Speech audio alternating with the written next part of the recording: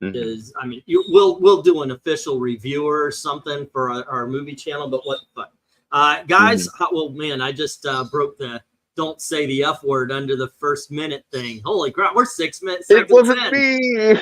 I dropped the F-bomb 6 seconds in. You're not supposed to do that. Hey, True Believers, Englandine here. Well, tonight we are returning your votes. We actually had a vote. What do you want us to return to? And you guys picked one of the least viewed videos. I was actually amazed you guys picked it. But we're going to go back to the House of Mystery. I think the worst reviewed one is still Young Romance. But I was actually shocked. House of Mystery. I thought we would put that out there and the secondary market would just take it away. No, didn't. Vault of Horror was actually worse, by the way. And just to say, just to get this up, we are going to go right back to the horror stuff in Halloween. I don't see why we shouldn't do a title that doesn't involve murder in some way, shape, or form. For the entire 30 days, you know, that we do these. Well, of course, yeah. There's plenty of Halloween adjacent stuff to cover in October. Oh yeah, I want to bring in all sorts of stuff. I may actually do ownership privilege and just show some stuff that you guys would not have thought of. Like in the 90s, they actually put out some really gory and graphic Nightmare on Elm Street, Halloween, and Friday the 13th comics.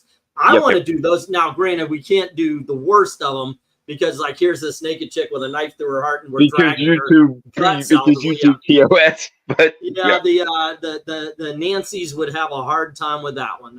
Or Karens, as they're called these days. Yeah. So we won't do that.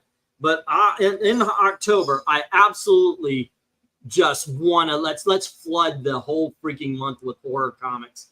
But we did a vote, so we're going back to the House of Mystery. What's up, Nerdette? How you doing? I was watching one of your videos, by the way, the other day. I didn't quite get what's going on, but there's this guy out there. He calls himself Actual Fandom and everything. I think he's a schmuck of the lowest caliber. He's still a thing, is he? Oh. But the thing is, he always does this. Do you see these guys? They're always complaining about other people. Don't they suck? Like, well, that's... As we spend the next 20 minutes complaining about them for... That's what you're doing. Yeah. Oh, hey, we got a little bit of class in the tonight's show here. I think we got a lot of class now. For as much as Dalton likes to think he's classy, here's Amy Lester, ladies and gentlemen. Hello. Hi. How are you doing today? Oh, it's been a minute. All righty. Cool. I'm glad. Oh, cool. And now we've got knowledge. I think I know shit about comics. I don't, but Eric does. How you doing, boy? Son, sir. Fine, Dad, Grandpa. Oh, Daddy. Okay, so anyway, and of course we've got the Purple Man himself, RDB. Hi, Dragon. Are the names on, or are they still off? I think I turned them off to see the. Yeah, they're off. I can only see the. It actually says show display names. So it's probably because you. So it's probably because you have the comment highlighted. That's why. Oh yeah. I can only see the icons. I can't see anybody's name. There we go. There we go. There we go. No, now we're all good. Okay, cool. We just got done reading Daredevil #4 with the Purple Man. Awesome. Yeah, that was fun. Fun story. Yeah, I was talking backstage with Dalton that I want to do a long form review of Alien Romulus. The short version is imagine a high speed crash test. Okay. And that is Alien Romulus. I mean, this thing is fucking amazing. I was so happy watching this. I mean, it's almost, this is beautiful. Oh my gosh. Because the scenes were tense. All the sets were practical. So it looked like 1970s, 80s aliens. It was really cool until it wasn't. And so, yeah, I'm going to talk about that. So I'm gonna have to on Sunday. Yeah, I'm gonna have to watch it now because I had no intention of watching it. But if we have an actual reason to watch it, then I have to watch it. We now have 3 Aliens films that I can confidently say go see, because even though it does crash at the end, You the know, trip getting there is so wonderful. It really is. I do like the Thomas Jane one though. I don't care what he says. Oh, that's the Predator. Yeah. Back in a couple Yeah. minutes. Oh well. Hey, look, I like as far as Predator is concerned, I liked Prey, which a lot of we hear the black pills go after a lot. I'm like, ew, that was a good movie. And it was I like Prey and I like Predators, the one where it was on the different Earth and everything. Oh yeah, with Adrian Brody and Lawrence Fishburne. Yeah, I like that one as well. But then I liked the one that was the one before Prey that was almost more comedic. I know a lot of people that's don't. the one RDV's talking about. Yeah. Yeah, you would have been great though for the one you're talking about with Adrian Brody if they were to brought back Arnold, have his character. That would have been. You know what? I wonder if they offered him and he just didn't take it. Yeah. Yeah. Okay, they probably did, and he was just like, no. Okay, kids. So once again, we did a vote, as we always do in the middle of these shows. And I said, hey, what would you guys like to return to? And you guys said, let's return to the House of Mystery. So that's where we're going. We're going to be doing, oh, shit. Okay. Take comments, install them. I just realized I didn't do the overlays. I kind of wondered because I didn't see this scheduled earlier. And I honestly, I thought you were doing the auction tonight or something. No, I decided, look, I forgot about that show tomorrow, so I don't have money to go to the show. Oh, okay. Yeah, and I lost. Tomorrow night on the normal scheduled time, we'll do the auction. It's just this time around I lost. I'll find out when the next one is, and I'll go to that one. You can still go look. You were saying? You can still go walk around if you have a camera. I mean, you could still just look at things. Not well. It costs like $20 alone just to get there and back. Okay. It's in another. No, it only costs $3 to get in, but it's in another city. It's an hour and a half away, so it's $20-$25 in gas just to get there and back. Some of the ones I've been here in the state are kind of like giant flea markets. They're not really cons. They're just kind of like flea market. You walk in. That's kind of like the last one was. But if I'm going to find inexpensive books for the auction, that's a great place to go. It's like going to state fair, basically. I would describe it. Yeah. But yes, Rhaegar, that is the one I was talking about. That's the one that I like that nobody else likes, apparently. The Thomas Jane one, yeah. Yeah, the Thomas Jane one. 13, 15, 16, Olivia Munn's in it too. 20, 21, 22, 23, the little kid has the gun, the little armor 14, device, the helmets. Autism is framed as a superpower, which is based. Yeah. 14 and 18. Sorry about this, guys. I just forgot to do the overlays here. No, it's okay. All righty. And gives us all time to go use the bathroom. Yeah, okay. And 18 now, is that everything? 17, 18, 13, 14, 15, 16, 17, 18, 19, 21, 22, 23, 24. All righty, Dalton, you're in the starter seat, so you get to start us off on issue number 13. Sacrificial lamb. Sorry. This is really kind of interesting. I feel like with the title tag, they almost were trying to rip off Tales from the Crypt a little bit. Not that that's a bad method to go with if you're piloting a horror book, which this of course is. Let's see. I think I am going to give it a 7. I like a lot of what is going on. It's just not much of it seems to be very clear. And it's hard to tell from where I'm sitting. Keep in mind I'm looking at this on my phone. What exactly is going on this cover. But I like what I am seeing, though. So 7. Okay, we got a 7 from Dalton. Amy, what do you see? Well, this is neat. Oh my gosh, you're looking at it going, there's some tangents. So I think this not so much time with Mike. She was like, oh, there's a tangent. Stop, it's fine.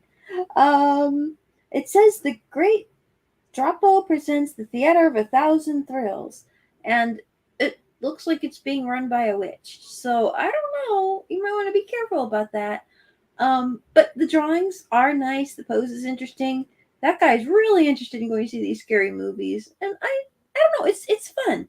It looks interesting and it looks like a good time. So I think I'll give this a 9. Alrighty, we got a 9 from Amy. Eric, what says you, man? He's muted, you know. Oh, all right. Let's go to RDB, and when Eric gets back. Honestly, I've been looking at this, and I thought Dalton was going to say something about the trade dress. It's like it reminds you of those candy wrappers you get, like, you know, it's like a weird 80s candy style. Yeah, the pink and the green, you know. But looking down away from that, look at the bottom there. That is so cool, and it kind of, yeah, I can see kind of took a Tales of script, like almost like a Tales of Crypt episode, like they're walking into a theater and those are the things that are playing. But I'm wondering if those are the Witch's Cauldron and the Black Sorcerer as the 2 stories are in this book.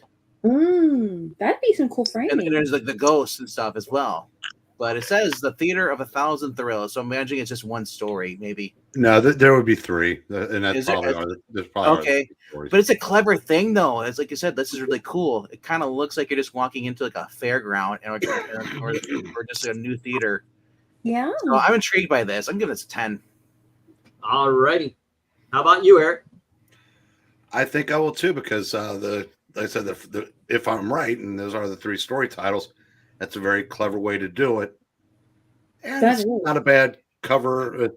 Hell, there might be 4 stories. It might be the ghost of something also. Yeah. So yeah, I'm going to go 10 on this. All righty. And MK, are you done eating? Hey, what's up? Oh, you said I saw you muted and then unmuted my mic. Yeah, that's fine. Yeah, I have a thing with chewing noises. It's a personal thing. What do you mean? I was eating a finish of a tortilla chip. Go on ahead, man. What do you think about this? Yeah, I'm gonna go 10. I like how the spooky dude, the Black Sorcerer, he reminds me of the Emperor in Star Wars a little bit. Right. Never tell your friends what it bothers you the most, because you'll never hear it. Well, I'm looking at this first thing right out the gate. I never thought white, pink, and green would go together, because I do like the trade dress and the green background. Of course, it bleeds down and being a backdrop for the posters, which, like I said, this looks like an incredibly clever way to show off the 3 or 4 stories that are in there. They even decided, let's not just draw a red square, but between the hero and heroine of the cover here, they actually drew something. You know, there's detail to the masonry here. It looks pretty good. Of course, they're going to see a movie, so this isn't exactly invoking horror, but it is at very least invoking curiosity. I agree with you guys. This is really great cover. I'm giving it a 10 as well. I would have cropped out the top part and put like the house. It says now playing the House of Mystery Presents. Like that would have been much better. You know what? I think that would have sold it as the movie thing a lot better. Yeah, you're right. All right, let's go to the chat, and we've got Ethereal Dragon dropping a 7. And then we have Rhaegar saying pray is okay, but you have to make yourself not think logically. I disagree. Everything in the beginning has a payoff at the end. Glenzer says 8 and Rhaegar says 7. Let's see. 10 for me. Fortune Teller sold it for me, says Dark Admiral. All right. Let's see. 7 from Jackson Raykirk and 7 from Eric and Boyd. Okie doke. And let's see, Brian Stom, I would buy it based on the covers, and he gives it an 8. Maranya says the House of Mystery number 13. This would have benefited from a black background, well-drawn cover that tells a story. Score a mysterious 8. Let's see, tangents equals good, says Rhaegar. Brenton Caldwell says 8. All right, thanks, sir. And welcome. And One Slick says 8. Interesting art and concept, but the hot pink trade dress is distracting. Sometimes what somebody likes, another person doesn't. All right, he drops another 8 there. How do you know they are not God Witch? Says Ethereal. 8. Eight's good. So eight's very good. Ethereal. Mhm.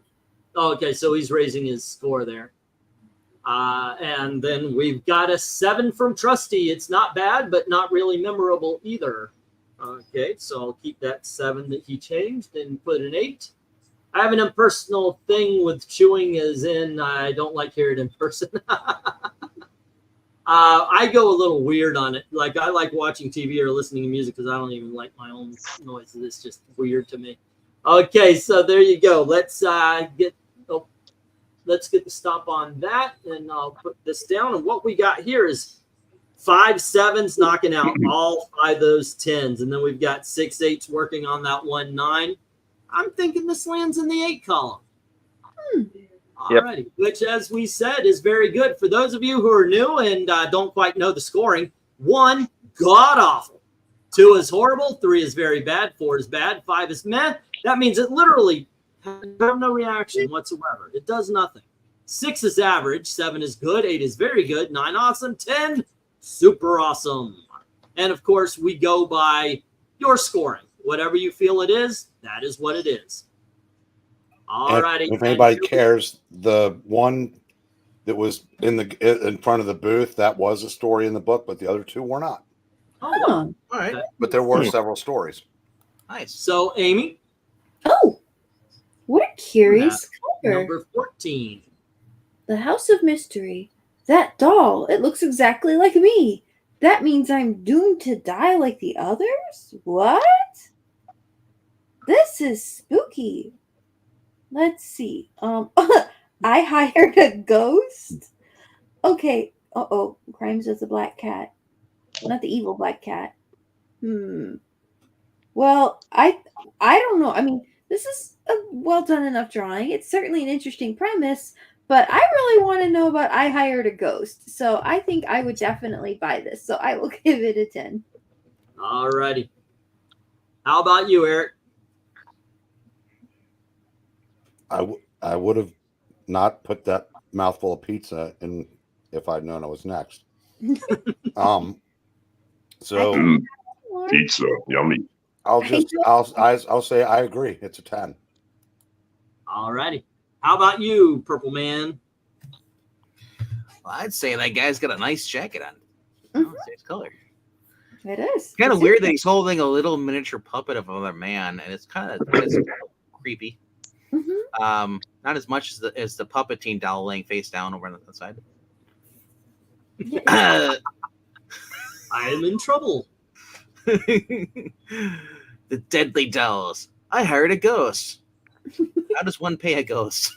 I don't Melody know. of Death. I know, right? And Crimes of the Black Cat. They pay a ghost with crypto. Wait, Crimes of the Black Cat. I hired a ghost. He hired Eric Breen. Okay. What do you score this one? I made another funny. No, you didn't. No, dude, this is like, sorry to say, it's a 6. This is A 6. Doesn't do it for you, huh? no. All righty. How about you, MK? What are you looking at? 10. You know, creepy dolls, puppets. Yeah, I'm pretty much like sold on that alone. You know. It is Yeah. right up your alley there. Yeah. That just a 10. You know, looks creepy. I like the clown in the forefront. Gives me vibes of Poltergeist clown a little bit, and the one laying on his stomach kind of reminds me of Blade from Puppet Master. Yeah, just a 10. Pretty cool. Yeah. Okay, Authenticator, authenticate this. I am going to give it an 8. I really like this. I too am a fan of the whole haunted doll aesthetic, especially with the creepy maker of the haunted dolls and so on. The only thing is, the trade dress is taking up way too much space, and it doesn't leave much room for detail work on the rest of the cover. I think if the trade dress was about half the size it is, that would probably benefit the cover a little bit more. So Okay. 8. Sometimes that just goes with a lot of these older ones. But let me talk about this detail, and this is why I love this cover. I think I'm going to give it a 9 though, because while it does have an awesome story to tell, Yeah, I just there's something about it. It's almost like there's nothing to make it go, wow, perfect, but it is awesome. Okay, so what we're looking at, he's coming in and says, that doll looks like exactly like me. That means I'm doomed to die like the others. So if you look, one doll has a knife in his back. One doll has a noose around his neck. And then there's a female doll in the background that's missing a head. But if you look right by her leg, that's her severed head. So assuming that these are in some way, shape, or form some voodoo doll. Yeah, Hollywood voodoo, probably. Yeah. And it's there is in this story somewhere a woman, or from what it looks like, a young girl without her head. Like I said, this tells a really good story. I'm going to give this one a 9. And going to the chat, we see an 8 from Glenzer, an 8 from Ethereal, and the voodoo that you do, says Rhaegar, giving it a 9. 2 8s and a 9. All righty, next up, we've got Eric and Boyd, 8 for the creepy dolls and the clown. All righty. And then we have, ooh-wee, creepy dolls. Let's see, 8 for me too, says Trusty Sidekick. And we have Dark Admiral saying 9. I hate ventriloquist dummies like the old school looking ones. They freak me out. It's my happening, baby, and it freaks me out. Okay, so we have 9 from Britain. And then we have House Symmetry number 14, says Maranya, man with puppet voodoo dolls. Well drawn, tells a story, and sells the book. Score a puppet 10. All right, and I will do that. And one slick saying 9 for the dolls, hung, decapitated, stabbed. Nice presentation. Jackson says 8, and so does Brian, saying voodoo dolls are creepy. Jeff Dunham's Walter is the puppet master. All right, so we got 9 and 2 8s. Okay. Let's see. Do we have any more scores? I wish. Scoreboards are awesome. Say again? I wish I had more scores. Scoreboards are awesome. Oh, yeah. So much better than Heath, by the way. All righty, this is what we got. We've got 1 6 knocking off one of the 4 10s, and then we've got 8 8s, and that takes care of all 3 10s, all 4 9s, leaving 1 8 standing. And ladies and gentlemen, another 8 for the night. Mm-hmm. Okay. Next up, that was Amy. This goes to Eric Breen. We have issue number 14. Oh, no, 15. Oh.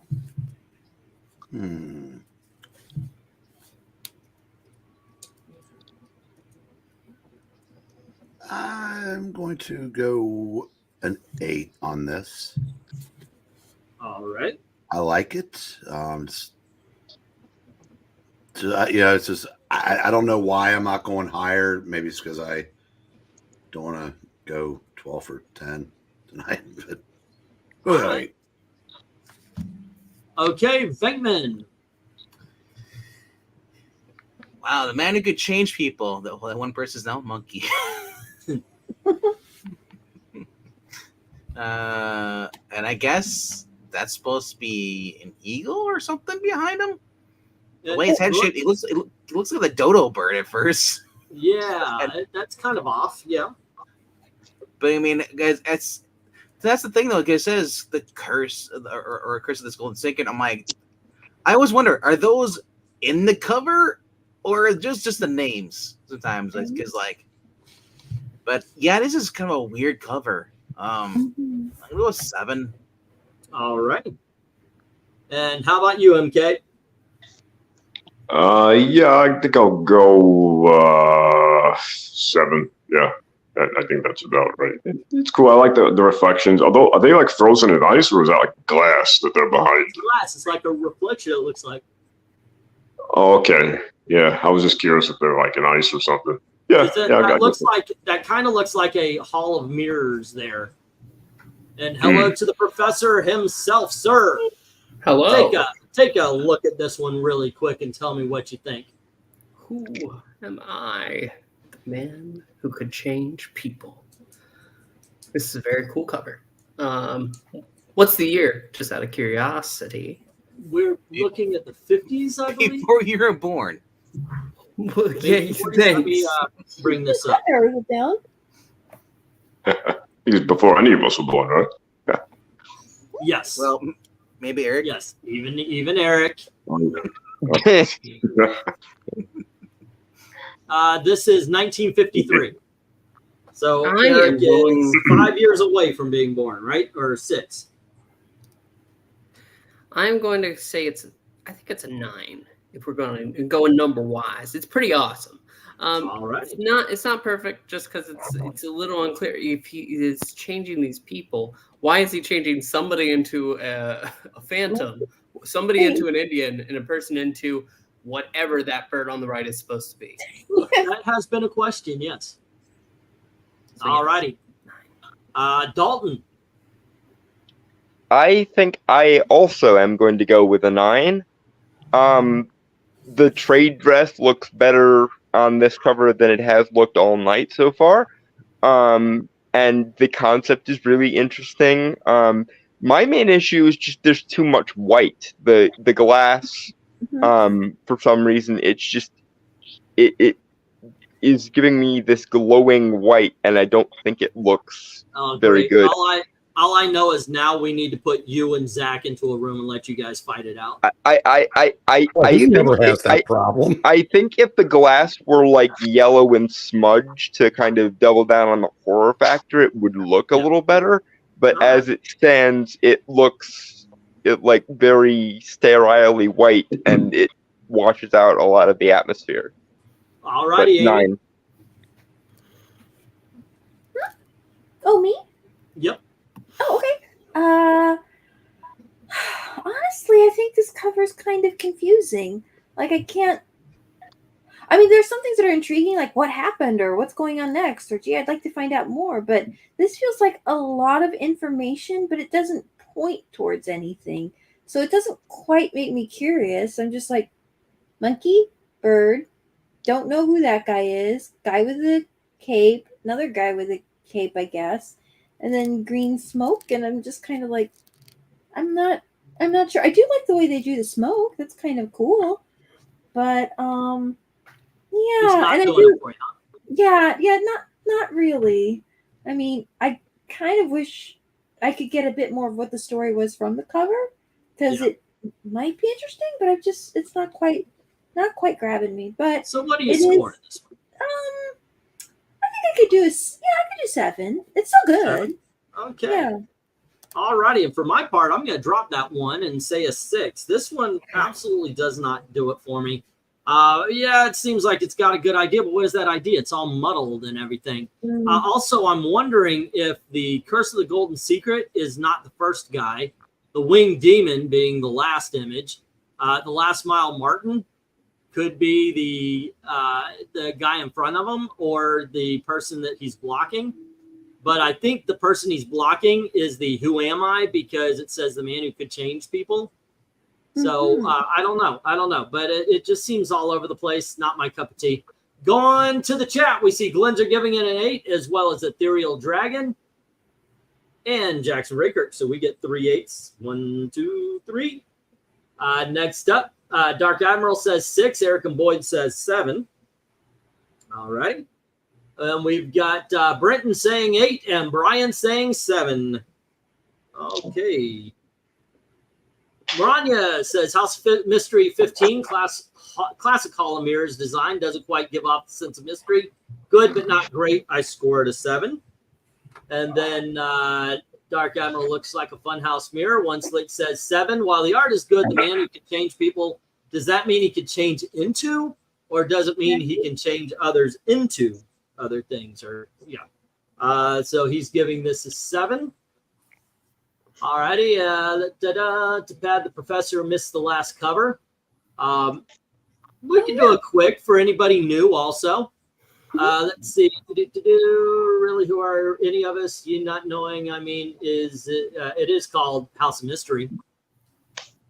He's got a point. Let's make all the stories and covers very muddled and hard to understand what they're all about. Could be. All right, I'm putting up the stop. But if you haven't voted and you want to put in a number, go on ahead. I will put it down, and if it affects the score and the rankings and all, I'll change it.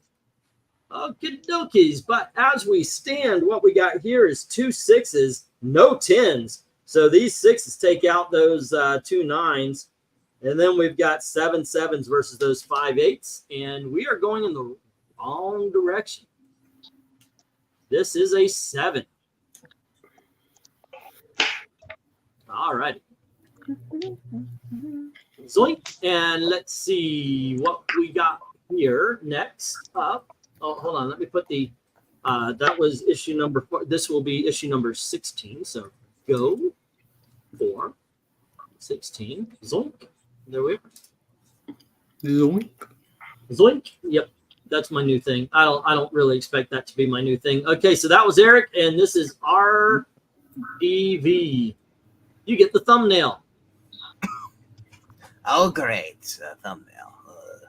Let's see here. How's the mystery? The strangest story in the world. The man who killed his own shadow. Alec Baldwin. His name on a bullet. Dead man tell no tales, and a lady who whore back. Such a weird cover. I'm gonna give it an 8. It's such a mysterious cover. All right, It's House of Mr. E. We got an 8 from RDV. MK, what do you say? What, Toby? I will say, let's see here. Yeah, I guess I'll go A2 actually. It's kind of cool, but you know, nothing too crazy. Yeah, All right. I like the art. Yeah. Cool. Pixel, what do you say? I'm gonna go 7. It's good. It is, but his shadow's green. It's very weird. That with the yellow. Maybe that's why he's killing it. That with the yellow trade dress on top. It's not doing it for me. All right, so we got a 7 from Professor Dalton. What are you looking at here? I am looking down rather dismissively at this particular cover. I really like the trade dress, and that's about all the positives I can say for the thing. The like guy on the cover seems like he's trying to punch his shadow. His shadow is suddenly green for no explicable reason, and he's punching into a wall for no particular reason, and the wall itself is orange rather than red, most of it. So I'm going a 5. All right, a 5. Amy. I think when they start getting good at using darker colors, that's going to help these a lot, because the brights in this are super bright, which isn't, terrible, but I think it'll look better when they can maybe bring that down. But maybe that was the limitation of printing at the time. I don't know. I think this would have worked better if the shadow was like a purple color. That would have been nice, because sometimes shadows can have kind of a purpley hue.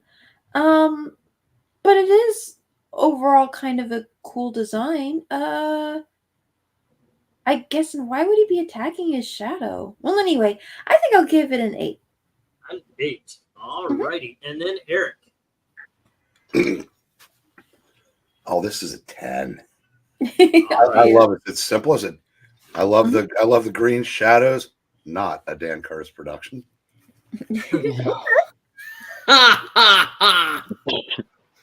Really, I thought you kind of say that. Well done, Eric. Well done. I said very, very simple, but it's just. I said, yeah, I want to read this story. And I agree. I did put this as the thumbnail because it is the brightest cover in the whole all of the 12 that we're going to be looking at. But it also, to me, is intriguing.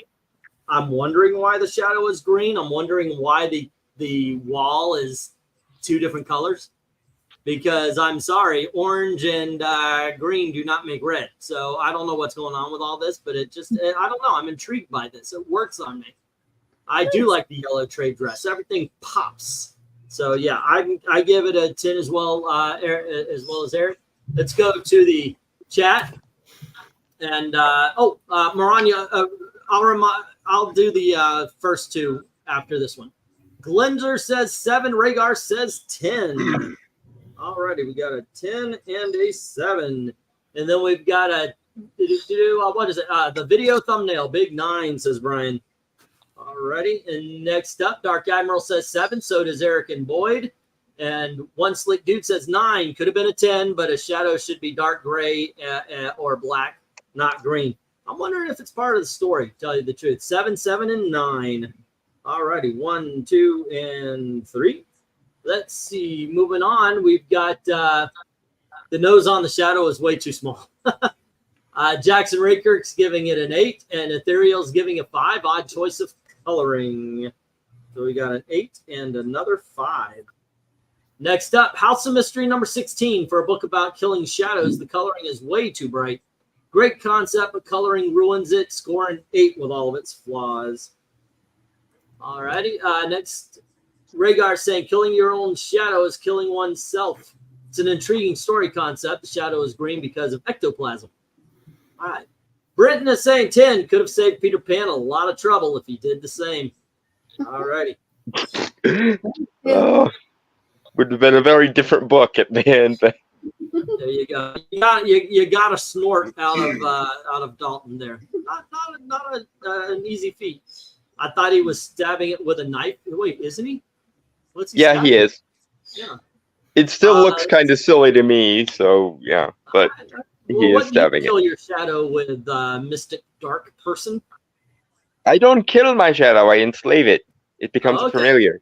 You know what? I thought I was going weird. That's how the common man deals with a disobedient shadow. Okay, so next up, gang. Oh, I should put up the stuff. Oh well.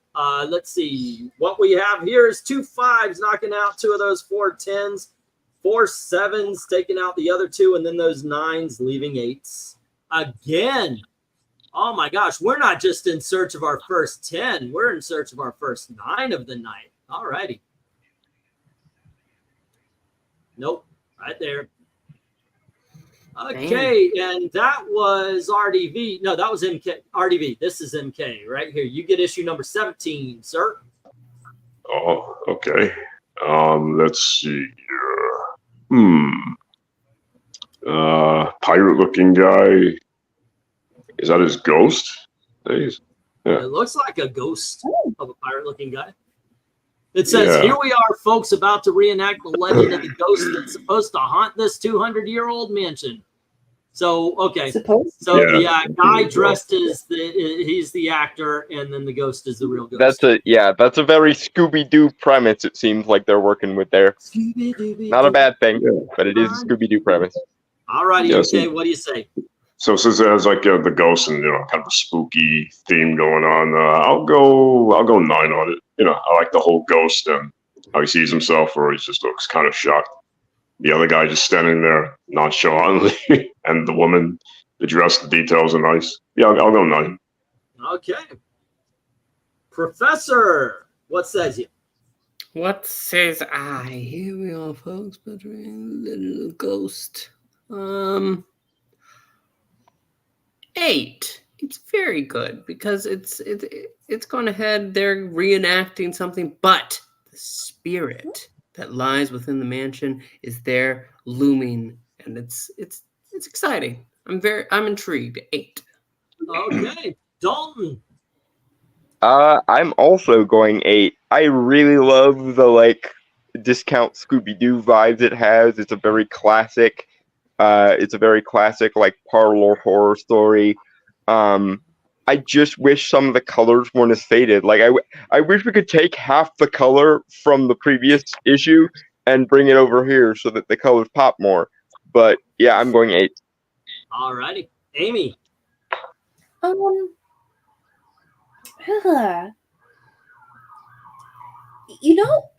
think I'll give this a 9 just because I think the phrasing of it's kind of funny. I think the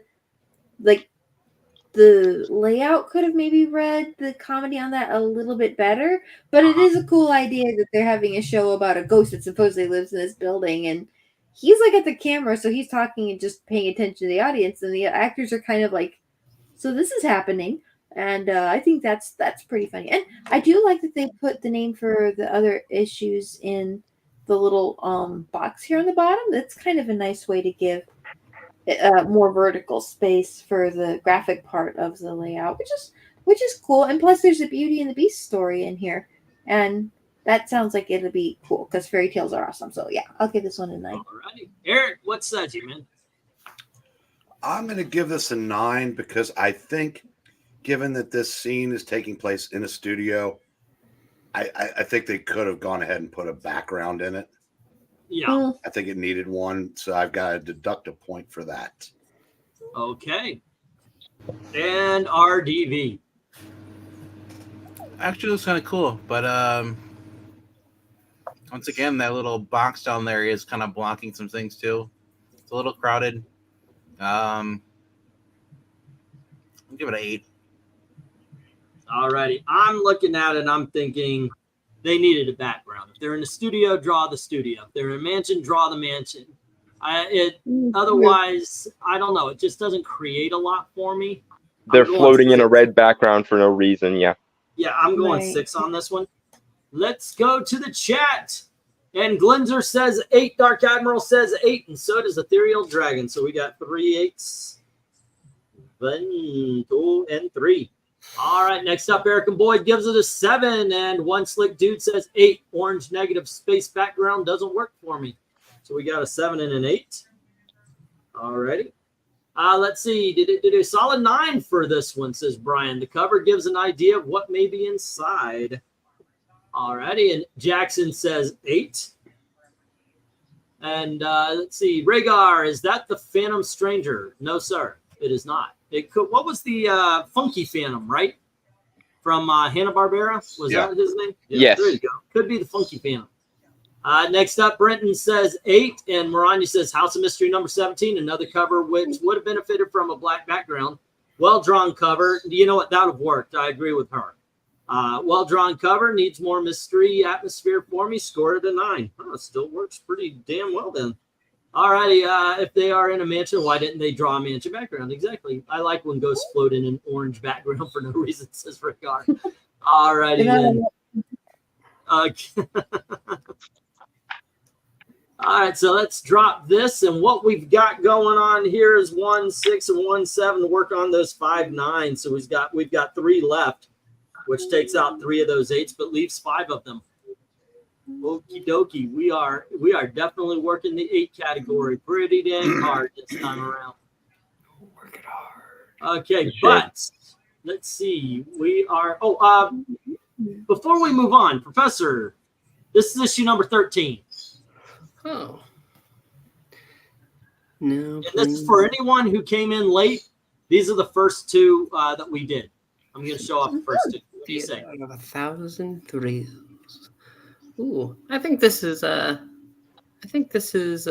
9. Like, I like the trade dress and how it's blending in. I like the ticket booth worker going ahead and shady, and I just like the whole theater feel. I think I think it's Nate. All right. And how about this? With that doll. Oh, the puppy master. Alicia. Daddy. Are we in this book? No, Daddy. I don't think I am either, but close enough. This is a 7 though. It's good. It's very good, but something about it, I think there's a little too much space, and the guy that's discovering the voodoo doll of himself, his face is weird. Is it hitting close to home? And next, how about talking about this one? This is issue number 18. How much further? Curse demon. That's a 6 because it's drawn very well. It is, but I have no idea why he's calling. Oh, okay. He's speaking to the bird, the devil bird. Okay, still, it's a 6. It's not. That's not something to sell me on a story. Him shooting a crocodile. How much further? It's just. I think that looks more like a monitor lizard to me, but I don't know. Crocodile, monitor lizard. How about you, Dalton? What do you say? Never smile. Yeah, I'm really not feeling this one. it just makes you ask why, and the more I look at it, the less I like it. I'm going with 5. 5. How about you, Amy? It probably has the most background elements of any of the stories. Like, you can tell he's kind of in a swamp. I mean, which I suppose you would have to assume if you were standing in water and shooting at an alligator, but it's still nice to have some environmental details in there to back that up. If I had to guess from the shape of its nose, that's probably a caiman. But yeah, it's something like that. I don't know. I kind of like it. I think it's kind of wacky, but that's okay too. And there's a one member of the Gator family on there, so I'll give it maybe a 9. All righty, Eric. I'm with Maranya. I'm giving this a 10. Okay. Talking demon birds. Hell Yeah. yes. All righty, for talking demon birds. And RDV, what do you say?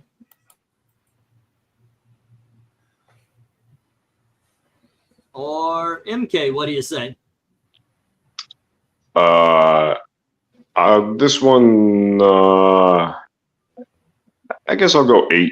Yeah, I'm just curious what he's shooting in the thing's mouth. Like, it doesn't look like. Yeah, I'm assuming it's a gun or a water pistol or like It's what? a regular gun, but we're joking around that it looks like a laser gun. So. Yeah, or like a tranquilizer or something. Yeah, I guess it could be. Yeah, that makes sense. RDV, back? Yeah. Sorry about that. Let's make you food. Alrighty. Yeah, it's just a gun with a red stick on the end of it. No. There you go. Or maybe the alligator spitting at him. Or he's feeding him. Yeah, he's feeding him. Mm-hmm. How much longer must I feed this crocodile, demon bird? Only a few more 500 years. Okay, millennia. That would be a 10. Right. How much further do I have to go for this treasure? You cursed demon. You're gonna die. Only a few more miles if you could stay alive. Actually, it seems more like he's asking, how long before I get credit in a puppeting reading? Oh, it's never gonna happen. Exactly. Edgar Allan Poe, this certainly is not. What I really want to know, though, the dance of Dr. Doom. That sounds interesting. Yeah, that's well, true. Dance of Doom. You added the Doctor, but I would actually now I want to see the dance of Dr. Doom. Now I'm just picturing Doom, like in the Thriller video, doing the Thriller dance.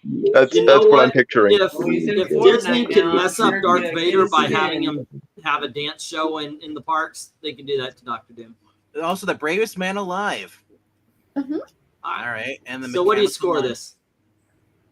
This is a 6. I mean, I love the talking bird. I love that's great, but like, it just looks so wooden and so stiff. The crocodile is like, really, dude. How about you, MK?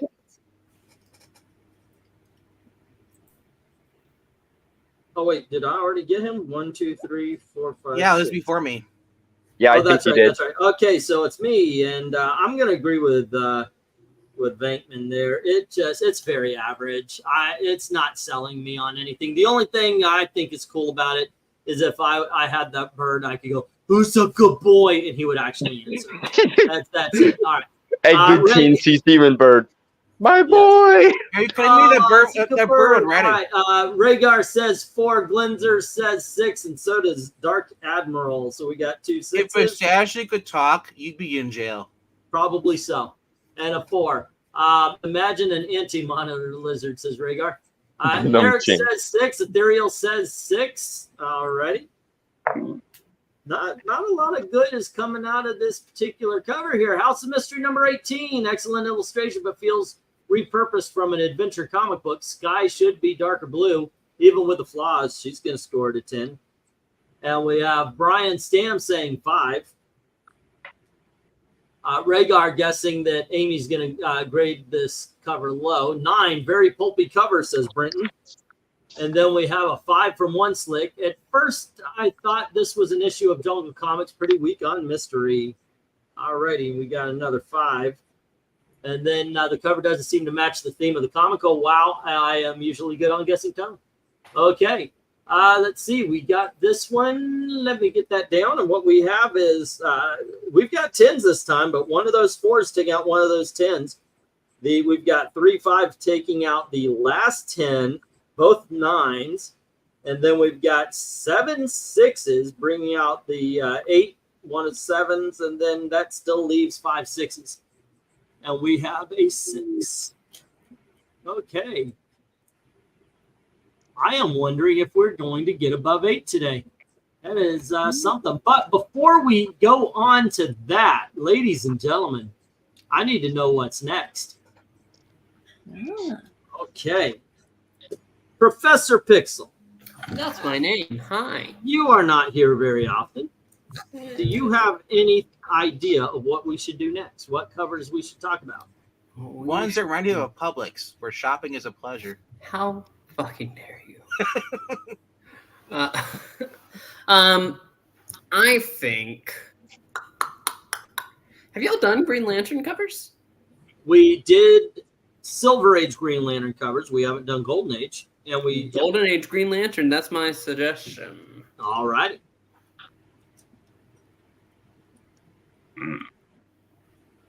Let's see. Eric, do you have a Nah, I on the other hand am always here, and my picks get boat raced. So okay. Let's see. How about knowing that? Let me go to Amy, because MK is all about the horror, and we're gonna be serving him in October pretty damn well.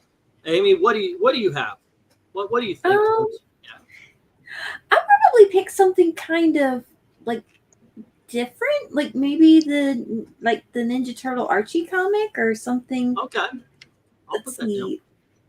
That's a possibility. Something just really kind of, because the Captain Carrot was a lot of fun. So just something kind of really bright and a little silly, cartoonish kind of things. Yeah. I was going to ask you a question actually. What is Silver Age Spectre considered like horror? I know he's a dark character, kind of a dark character. No, we can put that in there. Also, Ronnie has a great question. There was a tie last night with Space Family Robinson in another book. Oh, really?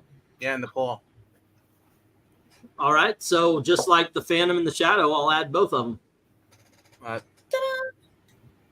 I was thinking though, if I get a pick, let's go. Go ahead. What would you like to put down? Let's go with the 2009 Power Girl coverage. good.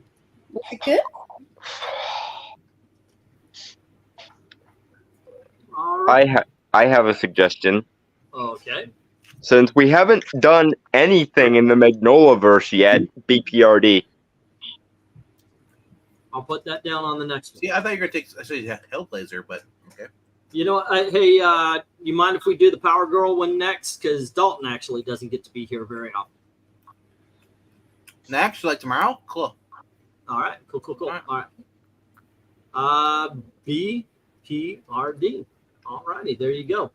We got some different ones. But the poll is up. So there you go, guys. Don't forget to vote for what we do next. All righty.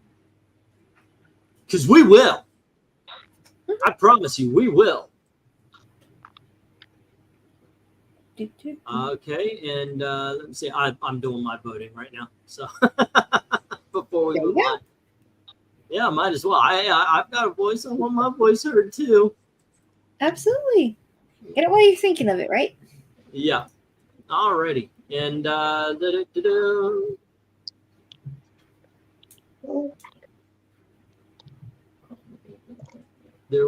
Okie dokies, artichokes. Let us move on. And we are back to Dalton. Say again? I'm not an artichoke. I identify as an orange. Okay. Let's see. 1, 2, 3, 4, 5, 6. All right, Dalton, you have issue number 19. Aha. This is an interesting cover. I can't really read what the dialogue balloon is saying, or is that a thought bubble? Would someone please read that? Because that would help me. It says, ponder well your collection of death masks. Those men were victims of the supernatural, as you will be too. Ah, okay. Yeah, And hello to RJ William. This then is getting a 9. A lot of really cool stuff is happening on this cover. I love the color palette. The trade dress is really cool. The concept of possessed masks, or a shop that sells possessed masks or whatever, is one of my favorite ones. So yeah, this is getting a 9. Alrighty, how about you, Amy? What do you see when you look at this? I think it's great that they're adding more backgrounds into it. Like, they didn't just have like faces and then a dude. They went, hey, look, it's like a hall. This is where things are hung up. There's a cabinet. So I feel like they're putting a lot of extra effort into this, and that's cool. And they use the environment to frame it in kind of an interesting way. So I think they've done really well with it. I will give it a 9. All right, and we got a 9 for me. Eric, how does this make you feel here? This is a 10. I love all the masks. They're just, as soon as this popped up, I said 10. There's even masks in the little case there. I know, right? There's a lot of good detail to this. Yeah. Oh, and by the way, I think we have a new guy pop in, RJ Williams. Feel free to put your number out. What do you think of the cover? 1 is god awful, 2 is horrible, 3 is very bad, 4 is bad, 5 meh, 6 is average, 7 is good, 8 is very good, 9 is awesome, 10 super awesome. And RDV, what do you think? Well, Stanley Ipkiss would be upset that he has all those masks, and I think of Norman Osborn with all the masks on the wall. But none of the masks on the wall is green, so Ipkiss has no cause to be upset. That's true. I guess neither is Osborn. Alrighty. Ponder your collection of death masks. Those men who were victims of the supernatural, as you will be too. First of all, why would people collect death masks? This is weird too. But because the macabre is interesting and awesome. That's why. Also, Ghost Rider. Oh my gosh, the first comic book appearance of Ghost Rider. Yes, Ghost Rider. Yes. PBS. The very first one. What do you score this? I scored this a 6. All righty. And I mean, let's move on to all, MK. like, they're all white masks. That's why. That's exactly because they use plaster to make death masks, dude. What do you say, MK? Yeah, I'll go 10 here. Kind of gives me Twilight Zone / Goosebumps Haunted Mask kind of vibes. Yes, that's exactly what I thought of too as soon as I saw it. Yep. Yeah, you know, just like that eerie feel to it. Yeah, pretty. Yeah, 10. Pretty cool. And then we've got the Professor. What's going on, man? I think this might be one. It's probably not, but it does seem like one of the things that could have inspired R.L. Stine to go ahead and write about, a haunted shop of masks. But no, this is very cool. I think it's a 9. It's really solid, very intriguing. But it's not that 10. It's not something that like, wow, this is perfect. Not right there yet. No. All right. And I'm looking at it. I'm loving the covers. I like the detail. Every mask looks different. It wasn't like they quickly went through it just to put masks up there. So yeah, I'm digging on this. I'm gonna give it a 10, the same as Eric. And there you go. All righty. So let's go to the chat and see where they are here. Glenzer says 9, Rhaegar says 9, and Eric says 8. So we got 2 9s and an 8. Next up, Brian says 9, kind of intriguing. Can I up mine to a 10, just to hopefully slant it to be our first 10 of the evening? All right, I'll do that. I can do that. Brent, hold on. It was about to be one skip to Maranya. House of Mystery 18, great illustration, needs more muted, subtle coloring instead of all the glaring bright ones. Even with the flaws, it gets a 10 from me. All righty. And then we have a 9 from Brenton. And we have a 10 from One Slick. This looks like a swipe from Charlie Chan movie, The Jade Mask. Okay, hey, there's somebody we haven't thought about doing a cover for. Brian saying Pepto-Bismol floor. Yes. Welcome RJ Williams. Sounds like an author's name. Ethereal says 8. And we have, I'm pleased Dalton prefers macabre instead of macabre. I mean, if I'm trying to be like overly theatrical on purpose, I might sometimes say macabre, but no, it correctly, it is supposed to be pronounced macabre. So there. The memento mori. Feel free, everyone in the studio audience, to score these covers. Yes, this is very much an audience participation game. I have 2 videos up already over on, well, 3 actually, on From the Long Box. Link is in the description below. And that's where I'm putting the results of all this scoring that we're doing here. And what we got on this one, we have 1 6 knocking out one of those 10s. And then we've got 2 8s taking care of 2 of the last 5. So we've got 3 10s, but they cannot stand up to those 6 9s. And that's where this ends up, the 9 column. At least we went in the right direction, kids. Yes. All right. And let's see, that was Dalton. And it seems next up is Amy. Oh, me? Oh, ooh, look at this. Featuring Mr. Mortem. He was he the man of death? There he goes. Every time death occurs, Mr. Mortem is on the scene. So is he carrying a briefcase or something? I can't tell. His arm's going off to one side, and it looks like it's kind of arcing off a bit. But I don't know. It looks kind of like a phantom, like mystery, like character or book or something like that. It's got nice background elements. They've actually got a character who's not overly bright, which is cool because this is the first time I've seen where they've done some dark shading, and then instead of having, you know, bright white highlights, they've actually gone with kind of dark red and purple. So he doesn't. I mean, okay, his undershirt is still bright white, but you know, okay, that's all right.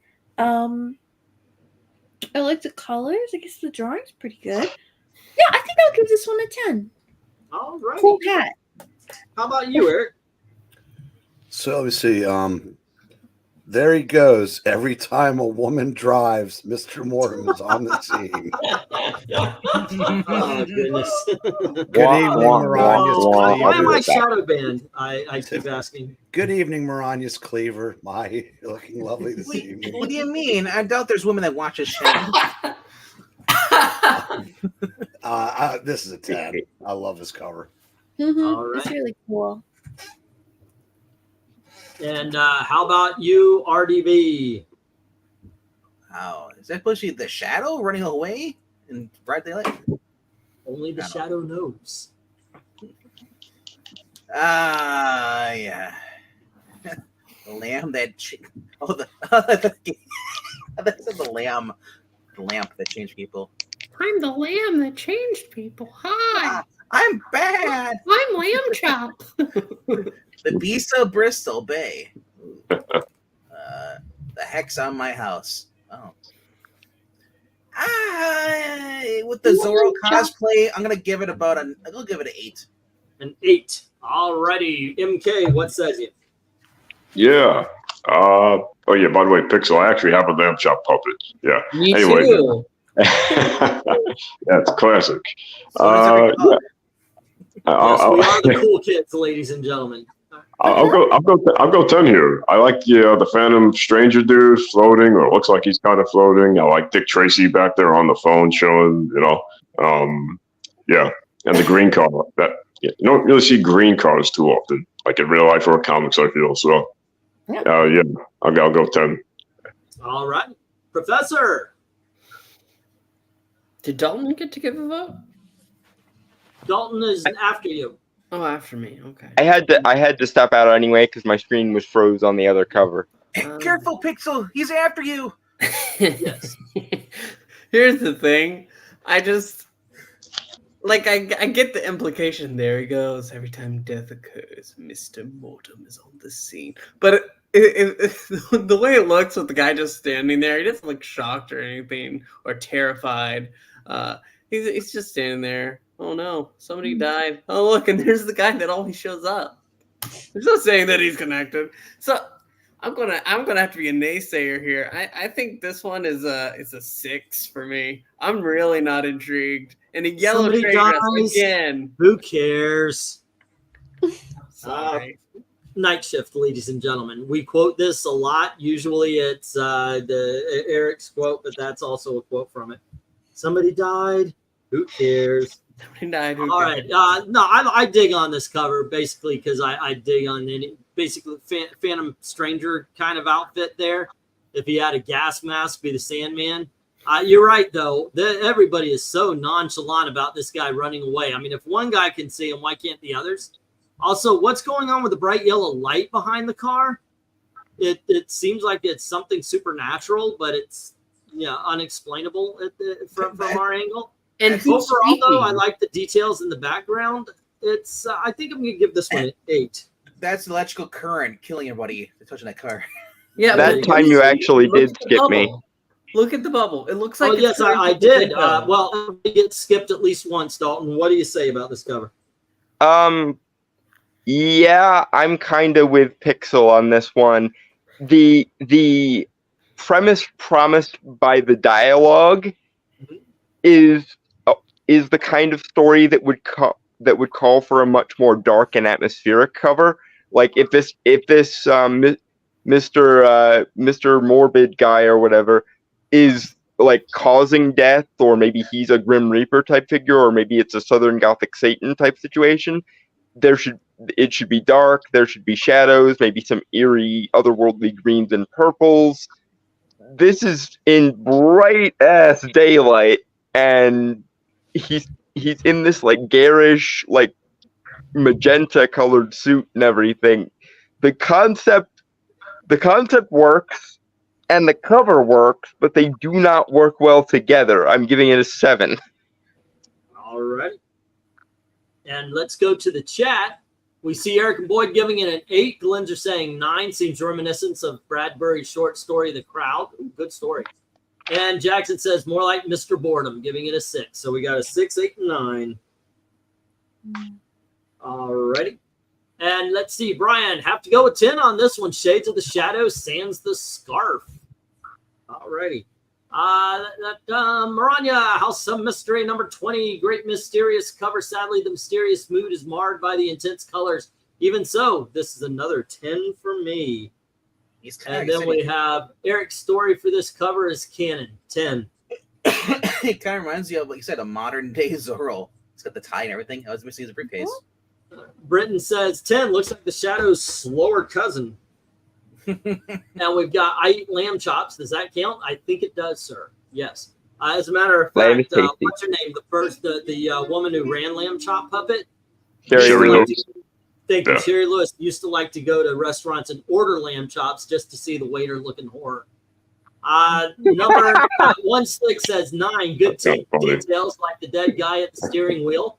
But I would run into a lamppost too if someone sold me a green car like that. All right. And that is a 9 from One Slick. Next up, we got 6 from Ethereal Dragon and a 9 from Brenton Carr. Oh, okay, so he dropped a score. All right. Well, I recommend that everybody go. If you want to see something with Lamb Chop, go find the Nanny episode that features Sherry Lewis. Yes. Hilarious. It's great. All right. Cool. No worries, Brenton. It's your score, man. All righty.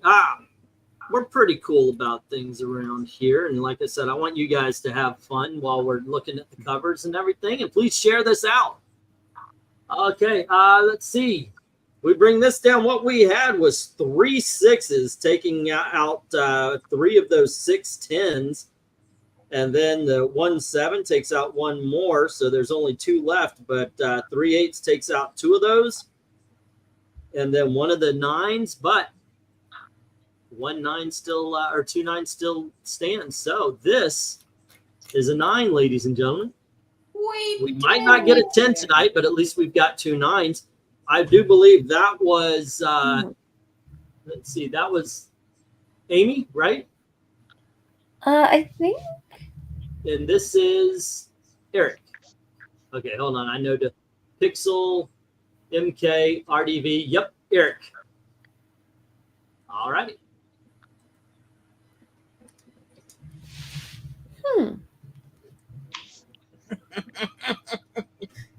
This is a Zack's book. Oh, is Eric even there? Hello. How about you take this one, RDV? He said he had to step away for a sec. Okay, no worries. I can now control men with color. Red for rage, yellow for fear, blue for wisdom, and green for willpower. No. White for passion. Yeah. Featuring the magic spotlight. Also, a madman of Maracom Island with a mad box. Maracom. Yeah. Sorrow of the spirits, the man who could see death. Eric, don't see death. It's such a weird. I don't know what to say. It's just so weird. You look. I guess all it's missing is it. Well, no, we got all the colors of the rainbow. We got all. He's got the red. He's got the purple. And all the purple. He's got 3 colors. I'm sorry. It's the Technicolor flop. This is a 5. It's a 5 from RDV. How about you, MK? This gives me. Well, I'll tell you one thing. This guy, I think he would be able to solve racism with that power. You know, just or make it 1,000 times worse. But I'm Tish. Yeah. No, he said he could control men with no color, not of color. Jeez. Oh, okay. Whatever. Yeah. Otherwise, he would get a grant from Harvard in today's day and age. He'd be wearing a white hoodie. Yeah, it gives me kind of. You guys remember that game Guitar Hero and Rock Band from like 20 years ago, 15 years ago? Mm-hmm. Yeah, you know what I mean. Like, yeah, exact button layout. It's kind of funny. Yeah, I'll give it an 8 though. You know, it's colorful and kind of funny. I don't know. So yeah, I'll go 8. Okay. And Professor, what says you?